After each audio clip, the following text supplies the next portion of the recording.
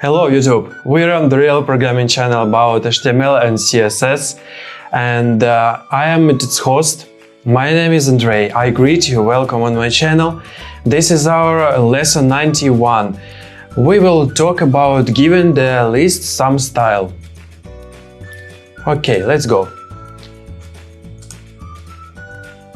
You already know that once you know the basic CSS font, text, color and other properties, you can style just about anything, including lists.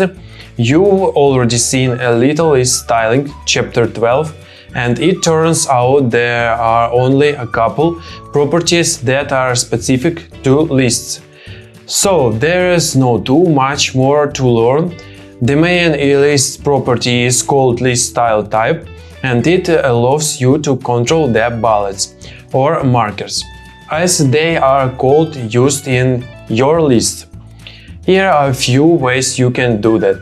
Here is where setting the style on the li element. You can also set it on the u element, and it will be inherited by the li elements. This get the default marker type. The circle property value gives you a simple circle marker, and a square gives you a square marker. A value of none removes the marker altogether. What if you want a custom marker? Do you really think Tony would want anything less than his own custom marker? Well, luckily CSS has a property called list style image that the last you set in the image to be the marker for a list. Let's give it a try on Tony's list.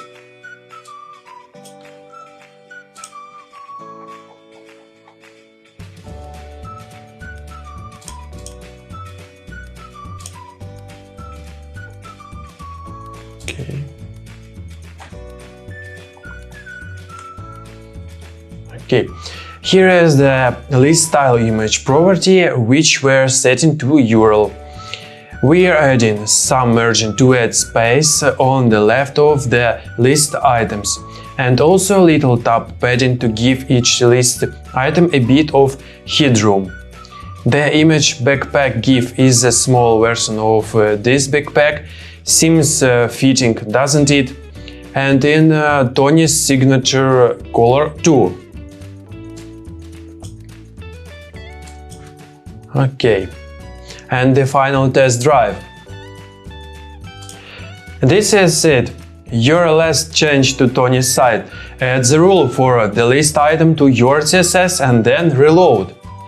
Here is the list with the marker replaced with an image and some extra margin and padding spacing. There are no dumb questions. What about ordered lists? What can I do to change their style? You style ordered and unordered lists in the same way, of course. An ordered list has a sequence of numbers or letters for markers, not bullets. Using CSS, you can control whether an ordered list marker are decimal numbers, Roman numerals or alphabetic letters, like A, B, C with a list style type property. Common values are decimal, upper alpha, lower alpha, upper Roman and lower Roman. Consult a CSS reference for more options. There are many. How can I control the text wrap on lists?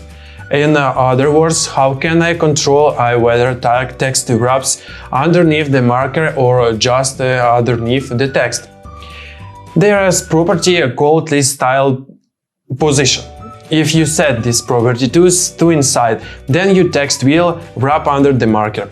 If you set it to outside, then it will wrap just under text above it. Are you sure that's right? That seems backward. Yes, and here is what inside and outside really mean.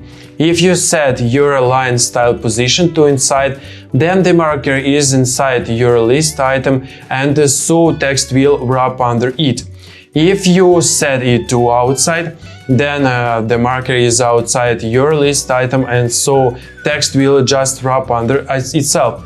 And by inside your item, we mean inside the border of the list items box.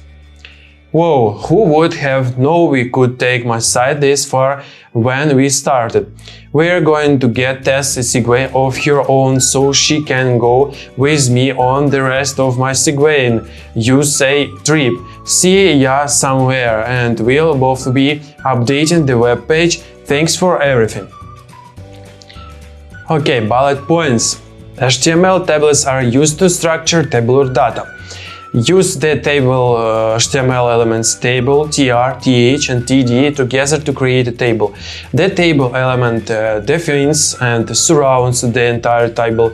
Tables are defined in rows using the tr element. Each row contains one or more data cells defined with the td element. Use the th element for data cells that are row or column headings. Tables are laid out in a grid. Each row corresponds to a tr/tr row in your HTML, and each column corresponds to the td/td content within the rows. You can provide additional information about your tables with the caption element. Tables have border spacing, which is the space between cells. Table data cells can also have padding and borders. Just like you can control the padding, borders, and margins of elements, you can control the padding, borders, and border spacing of table cells with CSS. Border collapse is a special CSS property for tables that allows you to combine cell borders into one border for a cleaner look. You can change the alignment of the data in your table cells with the text alignment and vertical alignment CSS properties. You can add color to your tables with the background color property. Background color can be added to the entire table, to each row, or to a single data cell. Use the CSS and child pseudo class to add background color to every other row of table. If you have no data for a data cell, put no content into the TD element. You need to use a TD/TD element to maintain the alignment of the table. However, if your data cell needs to span multiple rows or columns, you can use the rows pair or columns attributes of the TD element. You can nest tables within tables by placing the table element and all its content inside a data cell. Tables should be used for tabular data, not for laying out your pages. Use the CSS table display to create multi-column page layouts as we described in chapter 11. List can be styled with CSS just like any other element. There are few CSS properties specific to lists, such as style list type and list style image. List style type allows you to change the type of the marker used in your list. List style image allows you to specify an image for your list marker. HTML cross exercise. So that's crosswords look a bit like a table, doesn't it? Give your left brain in a workout and solve this crossword. All the words are from this chapter. Next exercise solution.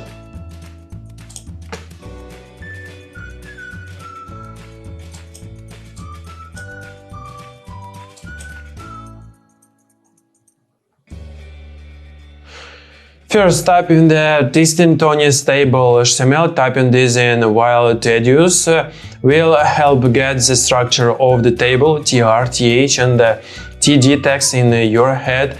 When you're finished, give it a quick text and then add the remaining items from Tony's table. That's that too. This is our code. From this on this. Okay, be the browser solution. On the left you'll find HTML for a table. Your job is to play like your browser displaying the table. Here is the solution.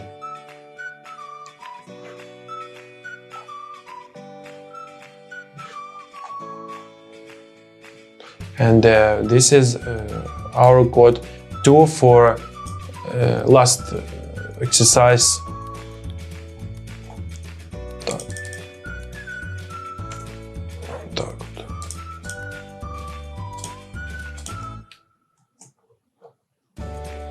Okay, this is our code. And yes, so we formatted the HTML so that is easier to read if you happen to be a human. This code for be the browser exercise. Next exercise, sharpen your pencil solution. Okay, the double dot has lines given. We could use border spacing to set spacing to 0, then the two lines would be right next to each other. Next exercise. Let's say we want the date, temperature and dinner region to be central legend, and how about right alignment on the altitude and population. Here is how you would do that. Here are the two classes, one for center and one for right alignment. And here you just add each TD to the appropriate class. To create alternating colors in the Magic City, last change and white table rows with the class, add the class cell color attribute to the opening tr text in the table rows like this. What does what solution? Just to make sure you got this down, draw on a row from each TD element to its corresponding cell in the table. Here is the answer. A serious exercise solution to create alternating colors in the Magic City, last change and white table rows with the pseudo class. Use the nth child of the pseudo class to select the OTR rows in the table. Brain barbell solution. We can use a descendant selector to select just the nested table header. Here is how you can do that. Start by selecting the outer table. Second, that's select the inner table, and the third, select the table heading. 1, 2, 3. Determine the selector to select only the nested table heading elements. HTML cross solution. And 14, HTML forums chapter getting interactive. We will talk about this in the next lesson, and this is our 91 lesson are over. Thanks for watching. Subscribe to my channel, please. Share with friends, comment, eat bananas, put likes, drink more water for the effective work of our brains, do exercise every evening, and do exercise regularly. So read more books, and this is the end of our lesson. Thank you, I like you so much, you are beautiful. That's all, bye.